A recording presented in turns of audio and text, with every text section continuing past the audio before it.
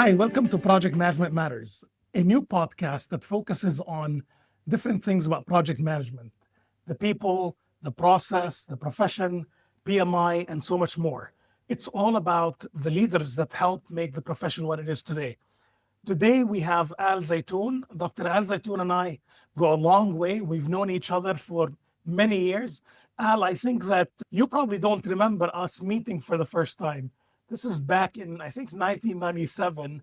I was a fan sitting in the PMI symposium benches watching you as you presented a presentation on the pyramids and project management. I think you had just started building your cult following in project management, and you were one of the star personalities that I started tracking. Since then, we've had the fortune to become friends, colleagues, and worked closely together within PMI and outside PMI. So it's a pleasure to have you with me and to kick us off. So how exciting it's been, and welcome to the podcast, and it's great to see you. Well, it's amazing to see you, Philip, as well. And my God, please stop mentioning any dates for the rest of the podcast. No years, no nothing, right? That event you mentioned is Chicago, if I remember correctly. And it's a big, big deal because, I started doing those things 3 years prior to whatever date you just mentioned. And my first one was in, I believe, Vancouver. And those are great events, right? So definitely. So first of all, amazing to be on the podcast. Amazing that you remember that event when you texted me the other day and mentioned that. I was like, OMG, this has been a minute. So Yeah. looking forward, and the impact on the profession and professionals and professional organizations has always been part of the DNA in our journey, yours as well. The interactions and seeing you in action, seeing the impact you've created, the legacy, the leadership roles you played. So it's fun to tackle this and kick this off, and excited that you've thought of this. And Absolutely. Without going into specific dates and details, but one thing that's always kind of captivated me about you is the level of excitement that you have about project management. So after all these decades of interaction, what excites you about project management? What keeps you going? well, I always say we're just warming up, baby. so, so the reality is, and maybe the optimist in me. I mean, there's definitely, if you look across leaders and thought leaders, professionals around this profession, you may get two camps. One camp that's super excited and still believes the opportunity is still ahead.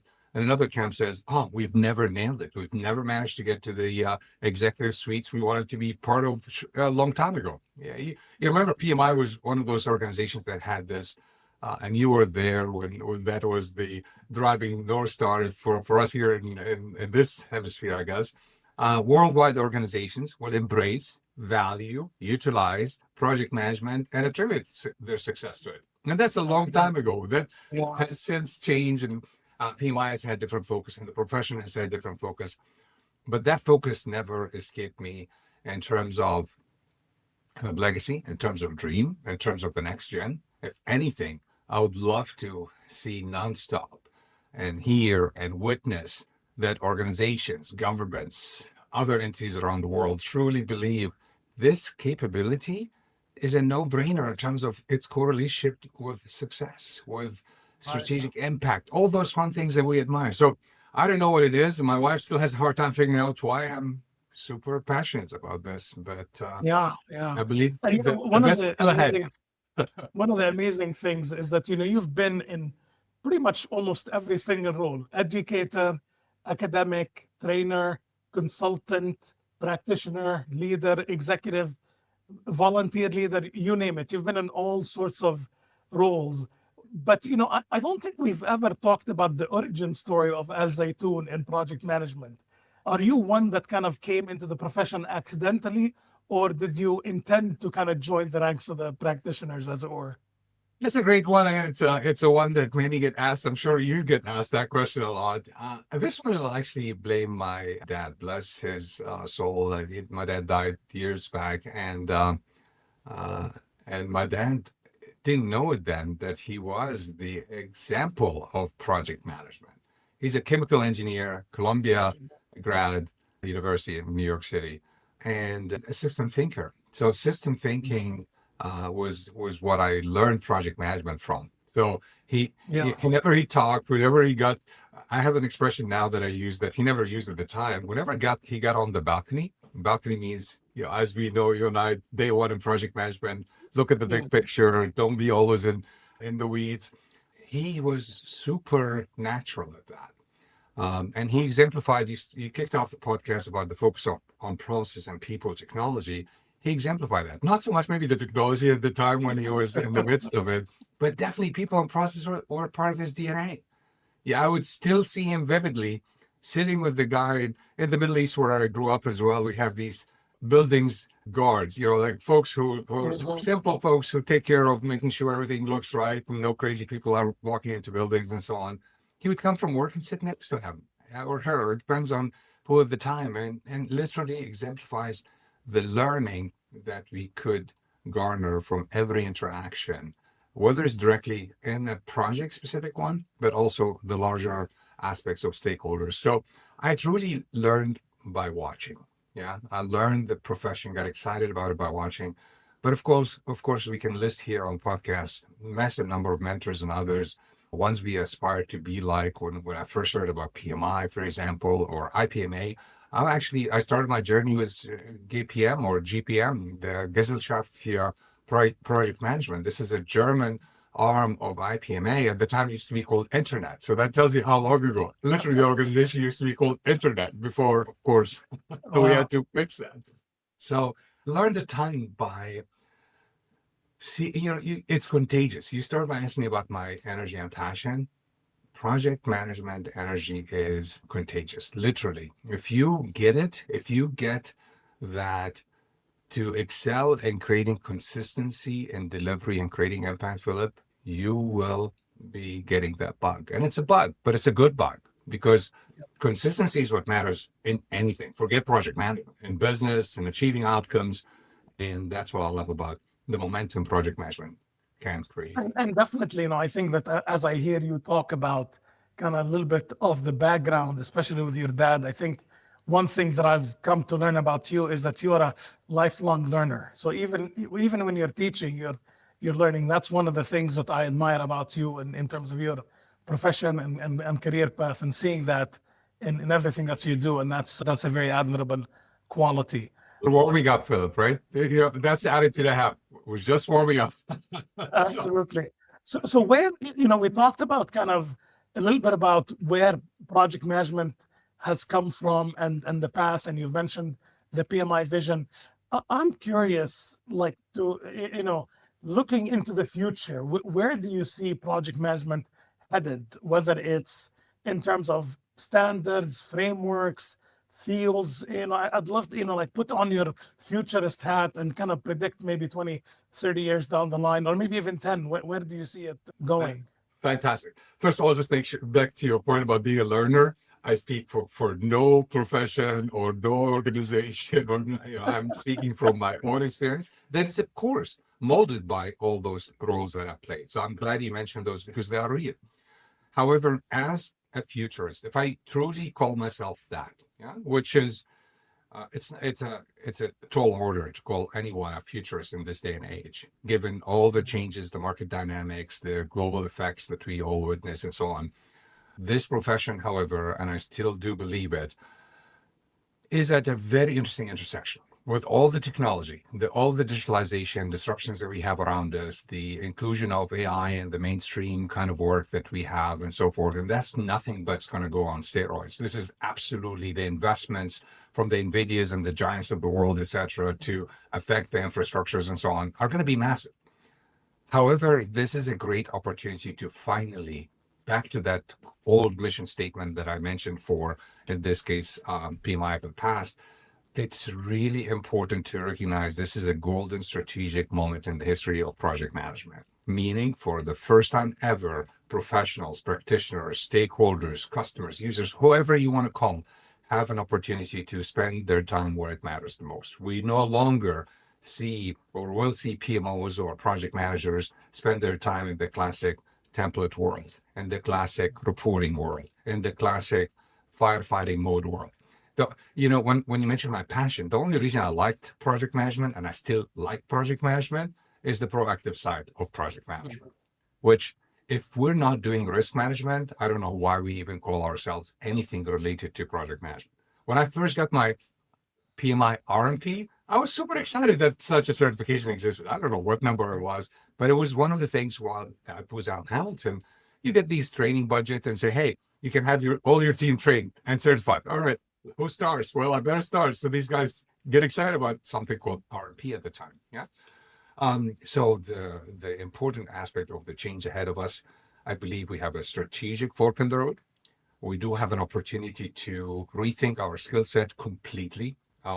Whether you call it skills emphasis that has been highlighted for years, whether you call it igniting your empathy muscle so that you as a leader can show the difference how you digitally lead and how you people lead. You know, every one of us, if we still, you mentioned the next 10 years and possibly 20 and beyond, in the next 10 years for sure.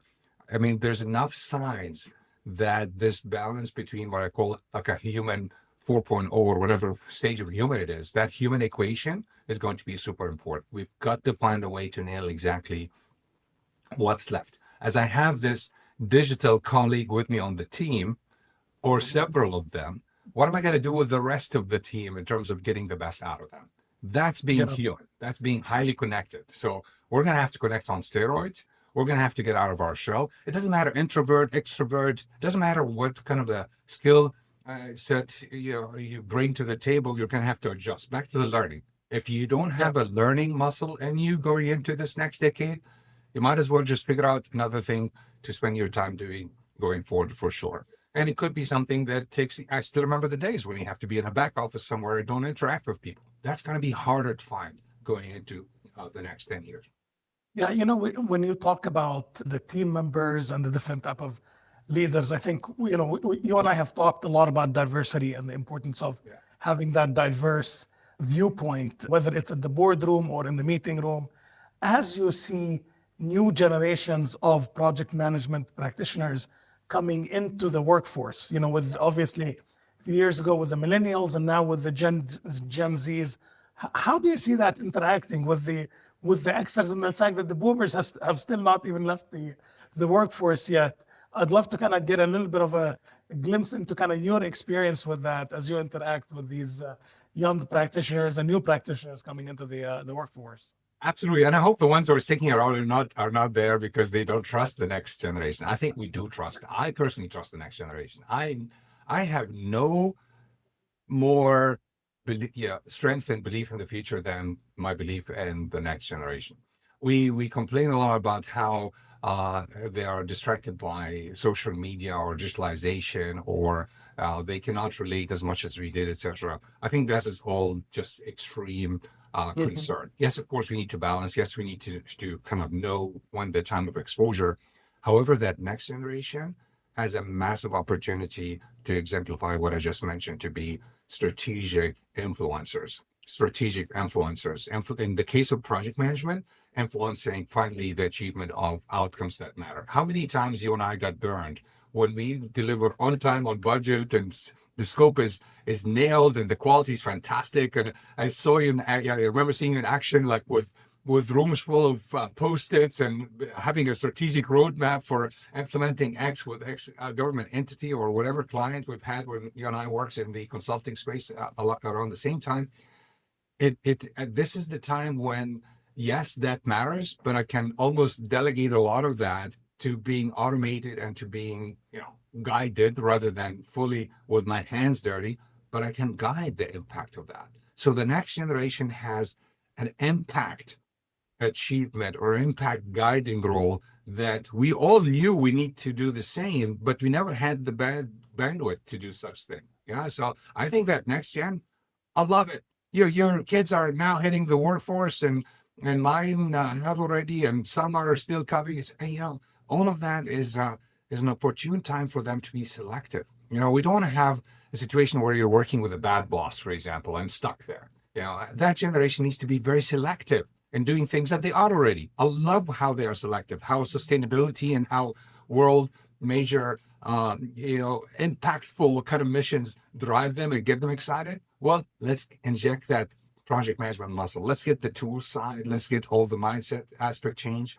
but let's give them an opportunity to do the things previous generations were unable to do, to have more meaningful dialogues, have those timely, revisit what success looks like.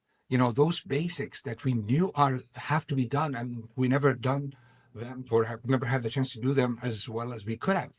There's no need to Yeah. be talking in 10 years about 70% of digital transformation initiatives fail, or any Gartner scary kind of remark like that. We need to be in a world where ownership of results that matter is dominant in that next gen. I'm super excited about that next gen, Philip.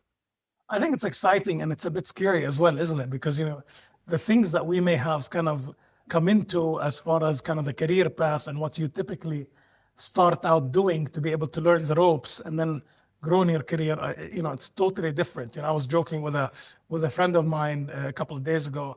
I said, if you had asked me 10 or 15 years ago about the role of AI and robotics, I would have said that I would have loved to have a robot make my coffee, not write poetry for me.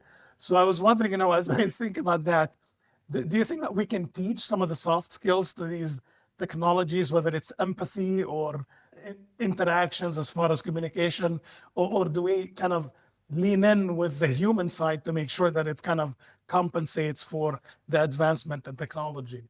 Yeah. So first of all, I'm not the technical guru to fully see where the innovations and investments, as you and I are speaking, things are actually changing dramatically. And so the answer, of course, is yes, we can do all of that. Unfortunately or fortunately, depends on how you look at it. However, it will, by DNA, by everything else, you'll never have a full human in a robot, right? You're going to get pretty close. You're going to do a lot of things that enable these guys to relate, whether you ever feel it or relate to that as real or not. It really doesn't matter. What matters is, and I love how you said the podcast to becoming, for the listeners, a great opportunity to reflect and learn. I think that's massive. The future, if we have a future, or the next gens, multiple, have a future, they're going to have to be learners like no others. And if they don't get that, they will struggle. Yeah, because the pace of learning, of course, and the nature of learning has to shift given the exact technology and continual innovation and leaning towards becoming quote unquote more human, as you described. Right. So that's going to And you continue. almost kind of jumped into the next kind of topic that I wanted to talk about, Okay. which is great. So it kind of is a nice segue. If you were to kind of provide some advice and wisdom to an individual who's kind of jumping into the profession, brand new, fresh, what are some things that you can think of that would, stand the test of time, that gonna help them, but at the same time also take into account some of the evolution, whether it's in the profession, technology, and the workforce? What are some things that you can think about that you can share with the next gen? Amazing question. You focus on project management matters. I think they need to understand, first of all, that why project management matters, why projects matter to start with. Yeah. So almost like getting a guide that says, let's have a look at everything around us that enabled us to live the kind of life. Some are more fortunate than others. Of course, we have parts of the world that are struggling tremendously, etc. We cannot underestimate that. If you're fortunate enough to have your basics met, the technology and innovation around you, surrounding you, allowing you to, at your fingertips, to do X, Y, think about what got us here and what will continuously get us further and allow us to improve. So understand that's all in the form of projects. Understand the importance of projects and project management, not only to achieve all of this efficiently and effectively, but also to have fun and innovation. We are in an era that project management is like an innovation lab. This is the beauty of it. So a person coming into this, has to be super creative, Philip. Has to be super, I call it the, like almost like a childlike mindset. You want to come at this saying, oh, I want to learn the basics of how to talk to my mom and dad or friend or whoever I have access to. Yeah. We always talk about project management being a different language, which is very true. But it's a language that cannot continue to be different and for a select few. So the ones coming into this, they need to be focused on, I want to learn why projects matter, what is truly the impact of projects. Second, I want to learn the language. The language is available in standards, in guides, and tools like you focus on providing and others as well in terms of really getting PMs and PMOs Absolutely. up to speed extremely fast. That's all a no-brainer. But most importantly, the one coming into this is to spend almost 50% of his or her time learning the stakeholders around projects. It took me decades to learn that any success or failure I've had, and I've had many of both, has had everything to do with whether or not I spend the right amount of time and prioritize exactly how I engage and how I work with my stakeholders that are affecting my success. Stakeholder, literally, if you don't know the meaning of the word, anyone with interest, involvement, or level of impact in your projects, initiatives, etc. And that's very important. And then after that, find a mentor, find some guy, person to guide your entry into this. Extend yourself, put yourself out in places that are super uncomfortable. The one thing I love the fact that you find that as a theme in my journey. Most of the time I get myself in trouble by being in places that let's say, don't belong, which is absolutely fine. This is how you stretch and how you learn. You remember my work in the nuclear industry, for example. Yeah. Are you kidding me now? But that's it. It is about the correlation between what you do and what's required, the transformation that's needed, and projects and project management are at the center of transformation. I love that you mentioned mentors, because I think that in particular, sometimes there's a tendency for us to think about mentors as individuals who might be more seasoned than us or might be a little bit older. And yet I think that we've both seen situations where we've gained as much from mentors who are actually less experienced than us or less seasoned, but they just happen to have either niche knowledge or an area of expertise that we didn't have. And that's been kind of an interesting aspect of it, isn't it? Very much so. Or even just back to the stakeholders, no stakeholders that matter, who have their ears or whatever it is, so we can learn a lot just from them. Yeah, the example of the guard we're building where my dad sits. Why is my dad investing time with the guard when he, I'm sure, had different priorities? Because these people watch others in action. These people understand the behaviors. These people understand, who's doing what and how. This clarity of roles and responsibilities and making sure there's a sense of ownership in projects is fundamentally important. So as we kind of come to a close, I'm trying something out, and it's kind of the rapid fire kind of questions that I want to kind of give a shot and see how it works. So I'm going to ask you rapid fire questions, and I want you to kind of top of mind share with me your thoughts. So if I had to ask you one word that describes your career, what would it be? Learner. Fantastic. How about your favorite tool or something that you can't live without when you're practicing project management? I want to say spreadsheets, but I would say just a notepad and a pen. I love it. Notepad is critical, isn't it? If you don't have one, then, you're out of your depth, isn't it? How about one city or event that shaped your leadership style? Oh, you want me to say Chicago, of course. Meeting me, right? Oh, this is a tough one. This is a tough one. Indianapolis, Indiana. I don't know what the listeners will get out of this. Indianapolis, if I may comment very briefly, was a place where I stretched the most for the first time. I met Harold Kerzner actually in Indianapolis, Indiana, when I was a chapter president, invited him to speak, and that guy had a big impact on changing everything I thought I knew or wanted to know about project management. So shout out for Harold. It's an amazing, amazing person. And absolutely. I always say that we stand on the shoulders of giants. And, you've just mentioned one giant that has had a huge impact on your career as well.